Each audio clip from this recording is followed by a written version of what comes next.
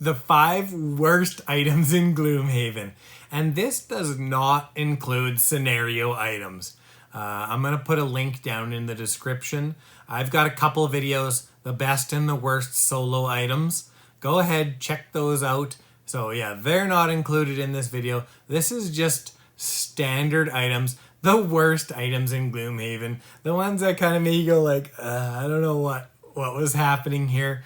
And just to be clear, I love Gloomhaven. It is my favorite game. It is a magical game. I just like to talk about it in detail. And so let's get started with number 5.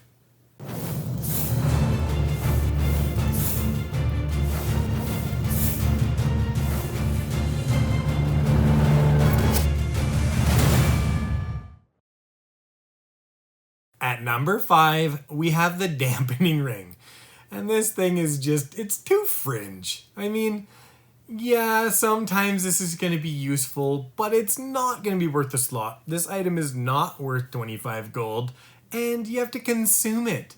If this was a non-consume item, like it was a passive, it would still hardly make it, because this just isn't a huge problem overall. It happens sometimes, and it's kind of annoying when it happens, but it's not the end of the world, and this thing just pretty much never sees any play. At number 4, we have the Heavy Greaves. Hey, would you like to move twice as far as normal? Would you like to fly? Would you like to jump? Nope. I would rather have boots that stop monsters or scenarios from moving me the 0.001% of the time instead of having something I can love all the time. I mean, this takes a foot slot, a boot slot, a leg slot, whatever you want to call it. It takes that slot, and it is not anywhere near as good as any of the other boots, because this situation almost never comes up. You have a solution to a problem that basically doesn't exist. You hardly ever get moved. When you do get moved, sometimes it's not even detrimental. So not only do you almost never get moved, it's not always bad when it happens. And then to top it off, you're going to make your attack modifier deck worse. No, thank you. At number 3, we have Helm of the Mountain.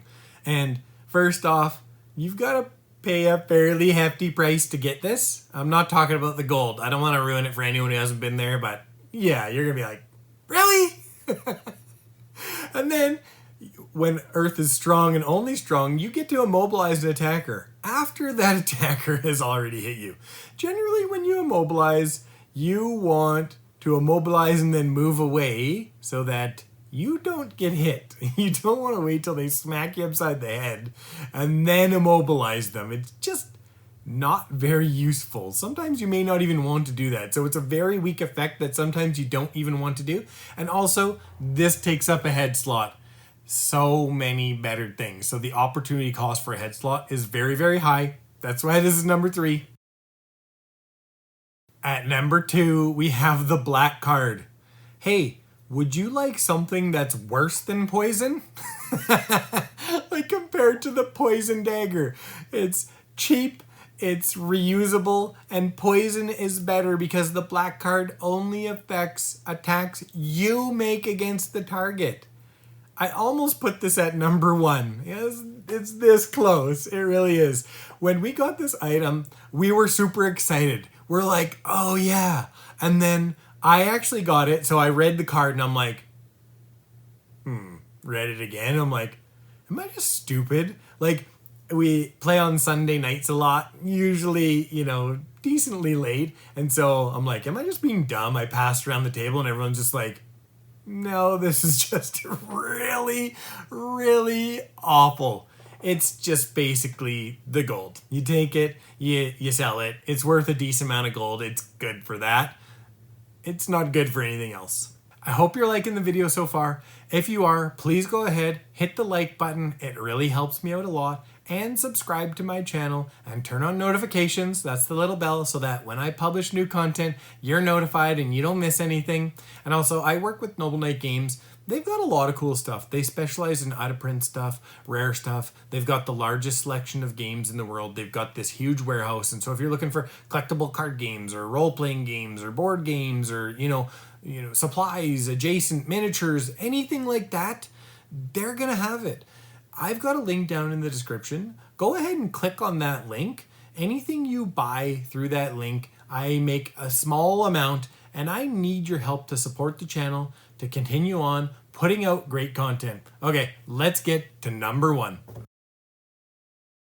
At number 1, we have the Shoes of Happiness.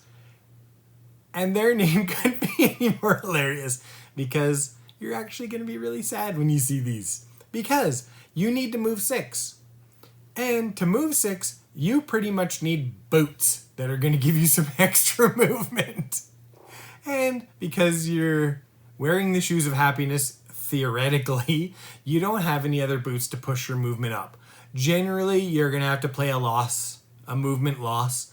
You're not going to have many moves that are losses with you. It might be worth an experience or 2 at the cost of giving up, tons of mobility or other useful, foot slot items.